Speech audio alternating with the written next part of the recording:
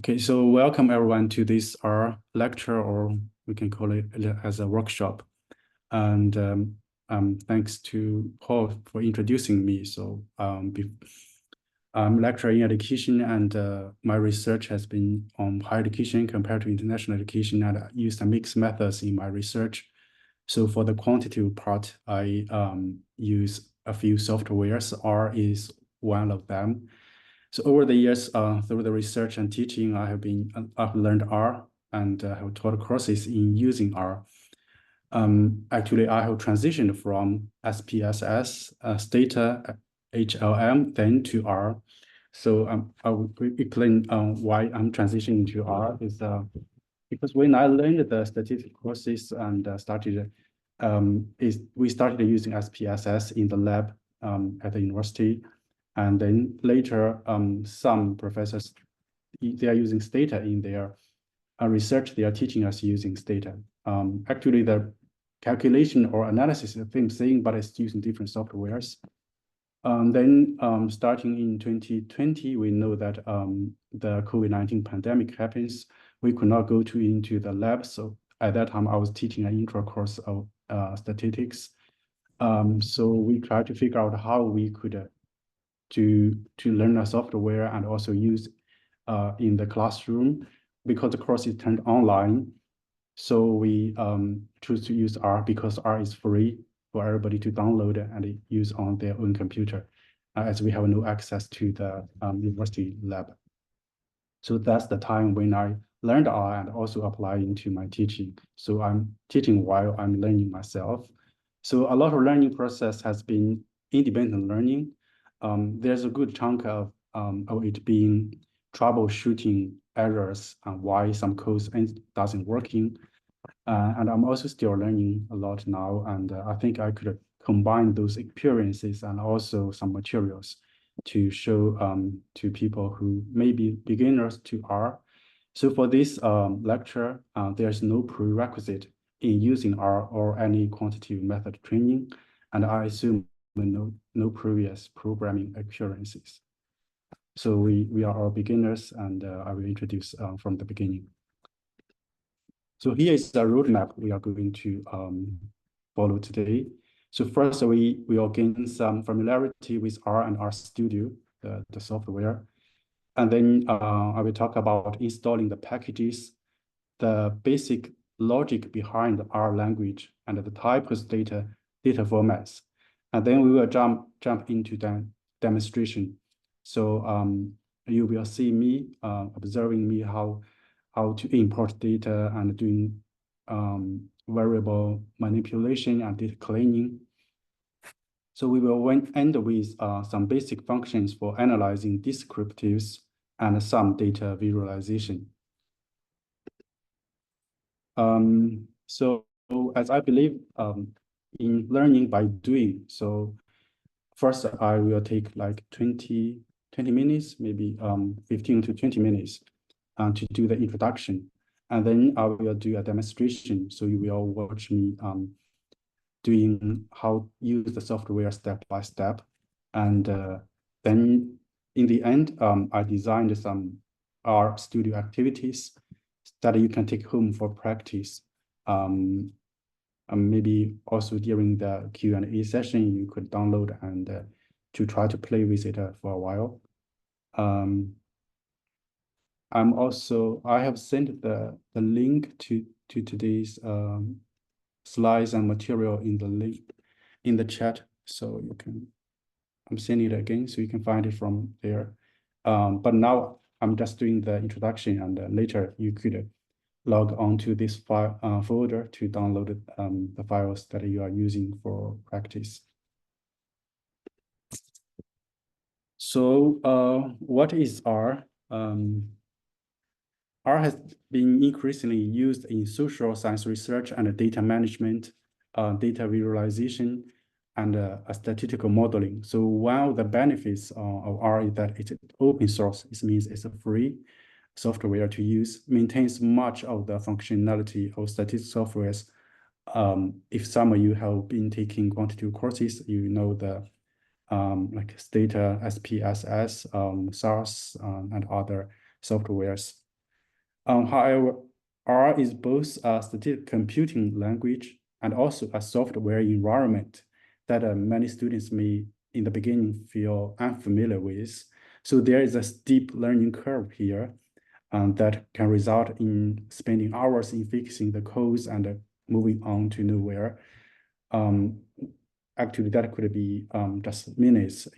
You can solve that with some instruction. So I have been there. I hope this introduction could help you to overcome the stress of learning R. It's mainly a psychological stress. It's not something very challenging. Even though you have no previous training, you didn't take a course on that, it can be learned very quickly in 1 hour. And so R is kind of software we are using. For example, now we use ChatGPT because it uses a human language. We do not need to learn how to interact with it because we just type the words and then it gives a response. But R is a software using its own special language. We need to learn a little bit to move on to interact with it. So R is open source and maintains much functionality as other statistic softwares such as SPS Data, HLM, and Plus. But it's also both a statistical computing language and also software environment. So I'm comparing it with Stata. Stata is another software which has been popularly used by statisticians or social science researchers. From my own understanding of using the two softwares, Stata, the code of Stata is more formulated. It feels like when comparing to traffic, it's like you are taking a school bus. You get on it because you have a big chunk of code that you can copy. You do not need to write sentence by sentence, line by line. Many you can copy. You just change to your own variables. But for R, it's like you are driving your own car. It's a freestyle. So even we could reach the same results, but people have different codes. They have different steps to reach the same results. So one is more formulated, the other one is a freestyle. So R is a bit freestyle writing. So I would like to use the metaphor like traffic. So to get from point A to B in your car, so your engine powers your transportation. To get from point A to B in your analysis, so R powers your computation. So R is serving as the transportation engine that supporting you going through the process. So R refers to the statistical computing language. We call it R code. So you can think it as kind of instructions. And we have a chunk of R code being run. We will call it R script. So those are what you have written as a script. Ask R to run through and get a result for you. So what is R Studio? So through our engine, although our engine is necessary to power up the journey, we do not interact with it directly. For example, as drivers, we use an interface like the steering wheel, pedals, and dashboard.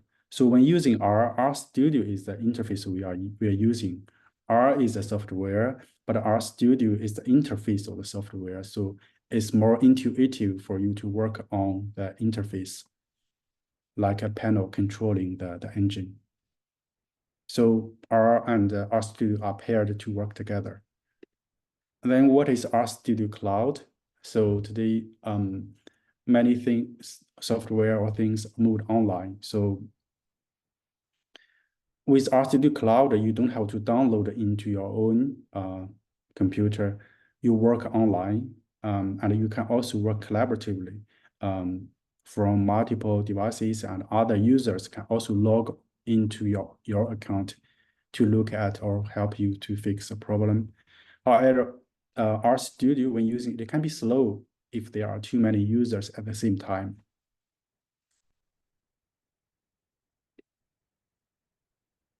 So we can look at the R Studio environment when it is opened in your computer, it looks like a window. Here is the screenshot of this window. So you can see there are 4 panes of there are 4 panes of the window. On the left, top left part, we call it the code editor or the data viewer. So this is where we write our codes, and we can also view our data in this data viewer here by double clicking on the data set. On the bottom left window is a console. We call it a console pane. And here is where we see our output after we run the code. So we write the code here on the top and select the line and click on run. So the code being run, and then the output will appear here. And this is different from other statistic softwares like SPSS, where the output is popped out into a new window. So it's within the same window, but below the code pane. And then on the right side, you can see in the top right window there, this is our workspace. Think of it like files, data, objects, and models have been saved in-house. So you can regard this part as your storage room, that things you have been working are stored here. And then the last part is called the so at the right bottom is where our graphs pop out after we run them.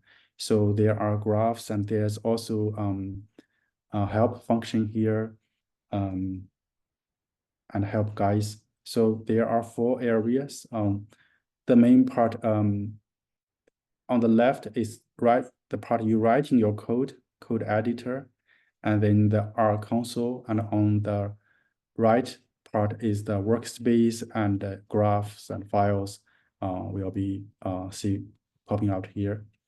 So look at this window, you will see that I will use the metaphor like you can regard R as a friend. So meeting a new friend, you get to know their appearance, what they look like. And that's the first step. So getting familiar with it. And then when we have a friend, we need to talk to each other, to have a conversation. So the second step is knowing what language they are speaking and try to speak the same language, so there would be efficient communication.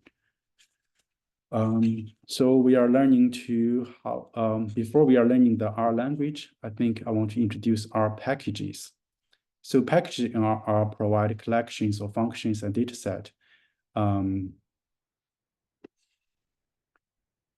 And then this, in addition to the things that are the basic functions R can do. So when you install R Studio, it's like you have bought a new phone. You don't have many softwares, but you need to download the applications to have specific functions. So that's like downloading apps on your phone, increase the functionality and the range of things you can do with your phone. So does the installing R packages in R. And there are many packages. You don't need to install all of them, but only when it's useful for you, because it also takes the space in your storage and slow the speed. So only when you need, you will download some packages.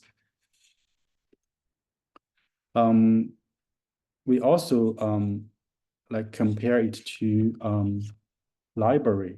So when we think of the packages as, we can think of the packages as kind of bookshelf in the library. So within the bookshelf, there are many different books, which gives us knowledge in different forms.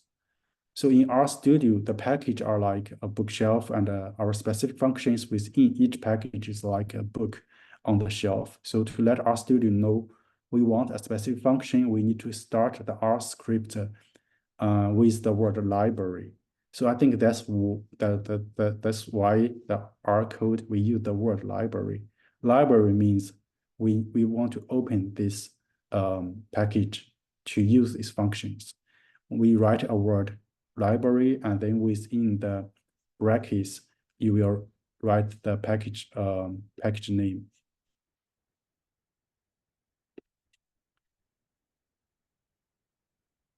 Then tidyverse is a very popular one that a package we use very frequently because it contains many different functions in it. You only need to download the package once in your software, and with the function, you can type in install.packages, and in brackets is the name of the package. So you can install this package, and after you install it, you will need to load it for every time using it with the function library, as I mentioned. Is compared to open the library, so the functions within the library can be open or accessible to be used. So library and with the brackets, within the brackets will be the name of the function or the package. Then we can move on to our language. So understanding the logic behind the language. So our R code can be called R script or syntax. It's just another way of saying this is our programming instruction. This instruction, I think you can compare it with ChatGPT. ChatGPT is the large language modeling because it uses human language. You can just write your own language and let it run some functions for you. But for R, it's not communicable with our own human language. You need to learn the language it speaks to have a conversation with it. So the language looks like this. This is just a basic skeleton. It can be adapted depending on what correct order and grammar should be for different packages. But we can look at in the first line here with object, and then there's arrow sign, and there's function, and there are objects here. So this means what I would like R to do, applying this function and to these existing objects. And this is how I would like you to manipulate. So the three parts are, in the R language, there are three parts. This is 1 and 2 and 3 with an arrow pointing to, it means created from. So it means I want this new thing from R. It is created from using the function, make it from this, what's the function? You need to name the function, and then it's created from the old object. And how we want it to create is the main function here. So this, I think an example would be make it more clear. This is the basic pattern. So there are also files you can import it into R because R is processing your data. We collected our data for research through different formats. Like if you are sending survey to your participants, when you get back the survey, you can download it as a CSV file or a spreadsheet. So for this, as you saved, you can import into R Studio for further data cleaning and data analysis. So that's the introduction part, a very brief introduction. I guess there are many questions, but don't worry. So when I'm showing you how I work with it, it becomes much more clearer. So I will do the demonstration. In the link I sent you, you will have the slides. So the practice can be started with downloading and install R. First, you install R, which is the engine working for us, and then you install R Studio. So when you click on, and because to save time, I just installed already on my laptop. When you click on, it tells download R for it based on which computer you are using. you can choose the right version for your computer. And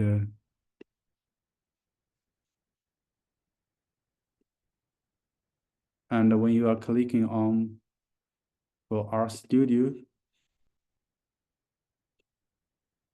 there's also a matched version for your computer configuration. So now let's move on to the demonstration. After you click and download and install R and RStudio, it looks like this on your laptop. Can you see my desktop? I guess you can see it. So this is R and this is RStudio. You can see I also have data here. So when you double click RStudio, can you see the window of RStudio on the screen? Yeah, oh, that's great. Thank you, Paul. So this, you may still recall, I introduced the 4 pins. The upper left part is the where we write our code, and then the console is showing the results, and the upper right part is the environment or the storage room. The data files we have saved, it shows us a list, and then it have the file or plot functions here, and it also have the help function. So you could start with closing this out. So we could start with when you click the add arrow, start with writing a new R script. So it can be a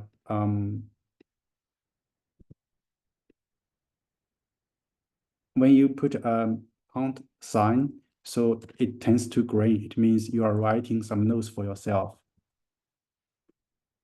But if it's not started with a pound sign, that is the R code. So usually we write notes to ourselves and then write R code, because when you're doing your data, because R code is not the human language, even when you are turning back to it after a few weeks, after a few months, you will forget, why do you write this code? What's the function? So for each step, keep a habit of writing notes for yourself. And it's also for sharing with others, or especially when you are doing collaborative work with other researchers. So we save and share the R script, and we know each step people are doing. And also it's a good reminder for yourself. So we can do some practice, start with like, as I mentioned, some basic function. So if you start with a pound sign, the script tends to green. It means this is a line of note to myself or to others. Then if not with starting with a pound sign, is R code sign. So it can be simply used as a calculator. Like you can name an object named as maybe like A. It can be created from 2 plus 3. So you created an object, but this is just R code. If you want to get it to run, you click on here, you see the run, you click on it. So this line, you can see that in the console or output part, it shows that A is created from 2 plus 3. And then you can do many like this. I already have written this to save time, so you can run the line. A is created with a value of 1. You can click on, when your cursor is in the line, you can click on run, so it will run this line for you. You can also, when the cursor is on the line, you can also, for my laptop is, I think it's control and return. So when you click on it, it also runs for you. When you hold a control and then click on control. So it created many objects for us, A, B, C, and D. So A has a value of 1, B 2, C 3, and D equals A plus B. And so we can also create more complicated ones for computation. Like created E is a collection of ABC. So let's run this function. And then F equals the mean of E. So now you get more familiar with it start with a new object you want to create, that F. Then this arrow sign means created from. There's a function, it's mean. Mean function means calculating the average. And then what's the old object you already created is E, because you already created in the previous step. So this is also like when you're playing with Lego, you create it from small objects and then you combine with your future bigger project. Everything needed to be created first for the later process of calculation. So you already created E, so F can be created with a mean of E. But if you want to know, you can see F is equals 2 here on the top right. It tells you the value is 2. But if you want to, it shows to you, you can, I think print is also function. Print F. So you can print F. It tells there is only one value in F. It is 2. And also you can do similar things like creating a collection of a few numbers. And this is a function called structure X. So it shows you the whole range. It means it's from 1 to 10, and there are a few values in it. And also length function is, it tells you the length of the collection, and a summary. It shows you the minimum, the maximum, and the mean. So you can do also calculation, like you want to divide 555 by 5. So you created an object, this means a result or anything from this calculation. So you can run it, and then when you print it, the result is 111. So it can also do calculation for you. So there's some basics of R for you to understand the logic of our language. Usually when we write our script, we will set up the work directory, means where you are storing your files to on your laptop. So there's a function called get Word document or Word directory, getwd. If you run this function, it says that currently the working directory is in the users folder and under my name, Leping Mou. But if I want to change it to another folder, there's an easy way. That is, if you click session here, you can see the menu at the top. Click session, set working directory. It means I want to save the analysis and the files into a specific folder I want the computer to save for me. So choose directory, so it's just pop out. So in my documents, you see there's a research method workshop for June 19. So I want to save it to this folder. So I click on open. So it says that set setwd, set work directory to user Leping Mou, and then for today's, there's a folder named with the date today.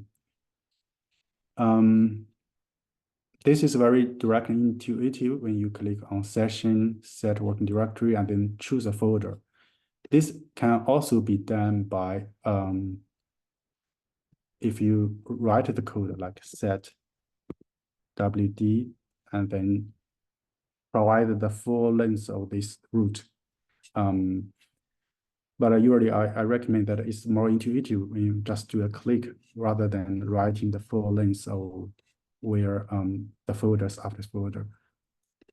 And this dir function means the directory or the folders you are using right now. So if you run it, it shows there are there are four documents in this folder, and their names are called life satisfaction data, our workshop data, our workshop practice, and also the slides.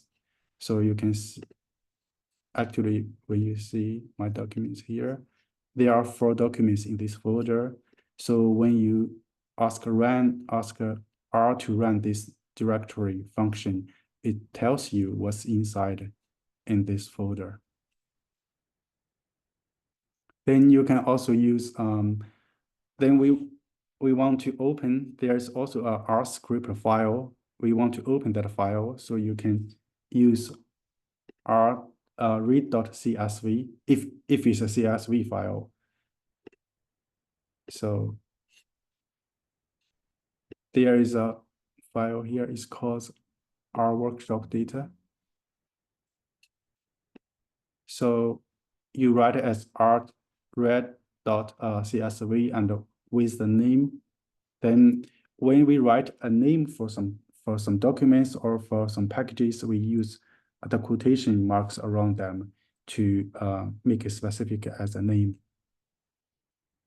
So now we are on this R workshop practice script. So this is, I have already written and saved for you, and you can download and follow this to do practice.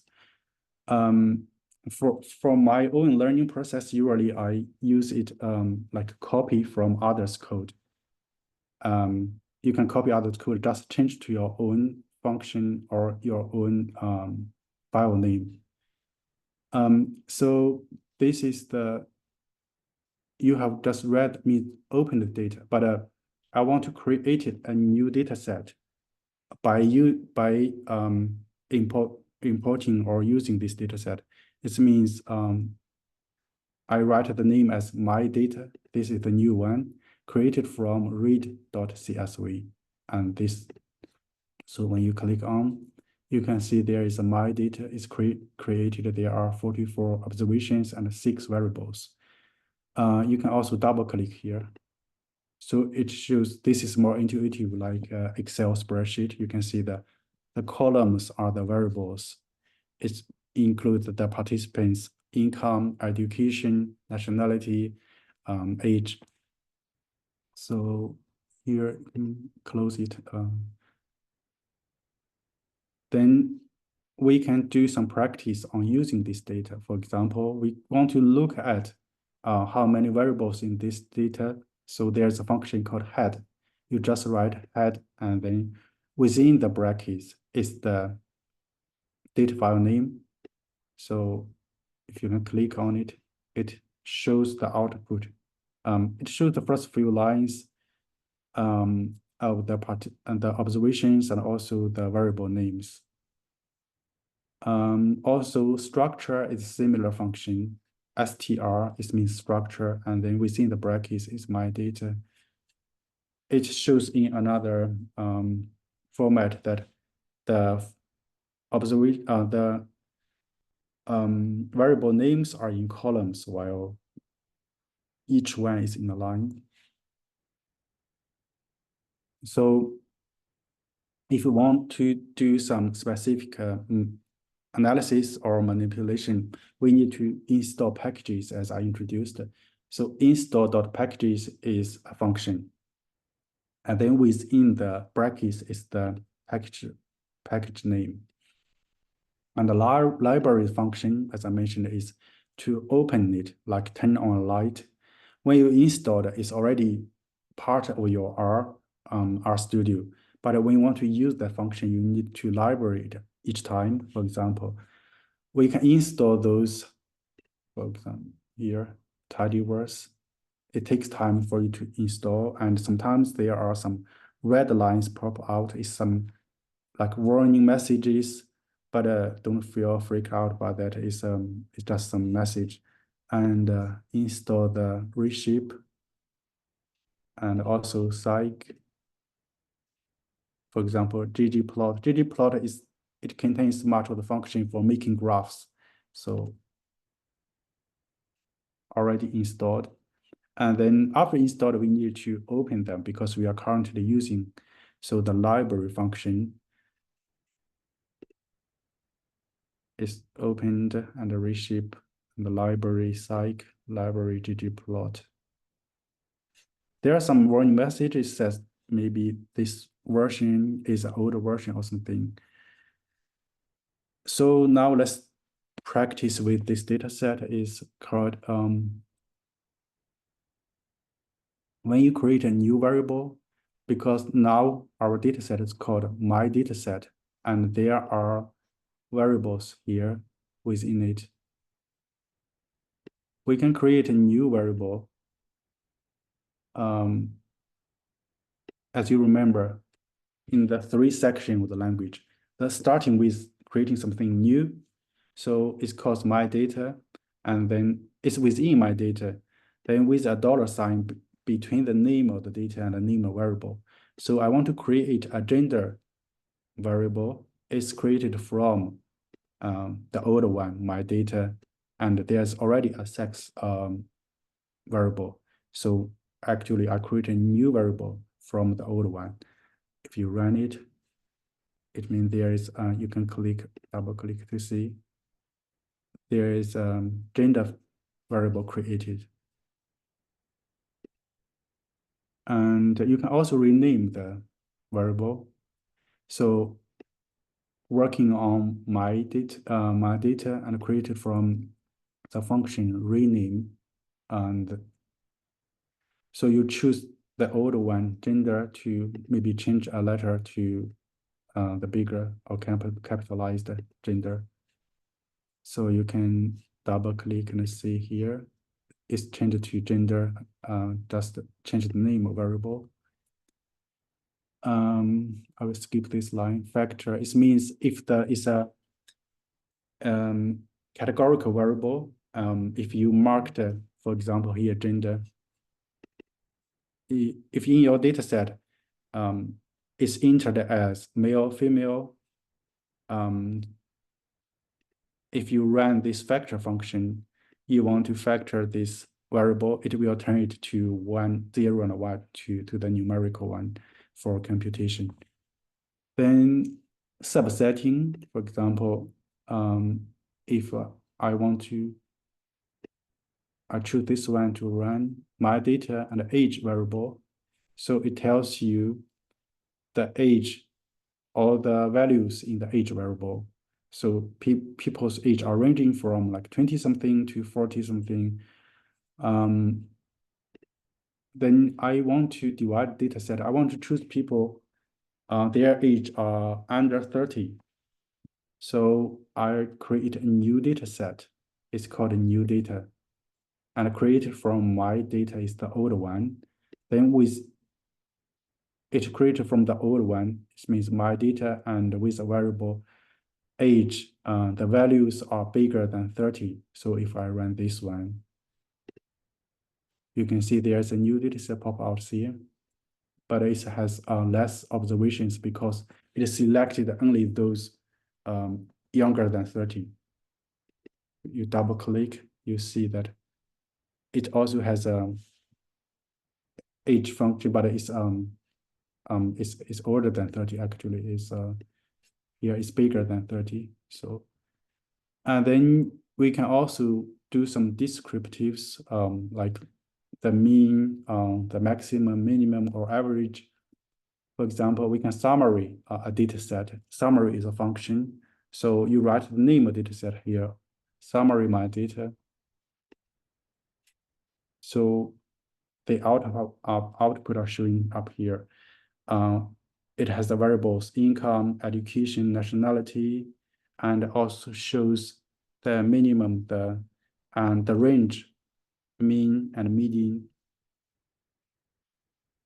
Also, you can summary a specific variable. For example, if you click on summary, this variable, it shows the income. It's ranged from 18 to the maximum of 70. So summary a different variable like gender, and glimpse is also a similar function. Or those you can, when you get this R script, you can run those to see glimpse the gender variable and glimpse the new data set. It also shows you a quick look into what's inside the data set. Also, we can get the mean, for example, mean of the age. It tells the mean of all the participants are 31. So those are the basic functions. And if you want to know a function, you could, back in my time, I would just Google how to use R to what's the R code for making the range, to see the range of the data or to see the median. But now you can just ask ChatGPT, please provide the R code for a specific function. And it's very helpful. You just replace those examples with your own data set name. Then we can do some just graphs before we wrap up. So because we have a data set here, we want to see how each variable, the data are showing in a visualization format. So histogram, as you know, is showing the pillars and the range of the data in a pillar format. Like if you write it means histogram, and within brackets is the data set, and after the $sign is the variable name. For example, you click, so it shows up here in the right bottom section. This is your graph, and then you can click right click to either copy into your Word document or save the image. You can save it and then further use in your paper. And multiple histogram can be shows some nuances between within the range. And also plot is a useful graph. It shows, for example, I do the plot of income by gender. So as you remember, gender is categorical variable. It has 1 and 0. Maybe 1 is male or 0 is female. We are not clear, but it shows gender is this this vertical. So gender 1 and 0, and those values are spread here. And if you want to see income and life satisfaction being put in a graph format, it is like this. So income is ranged from 20 to 70, and is spread across this range. And life satisfaction is also a continuous variable. It's a number, continuous number. So it's ranged from 65 to 95.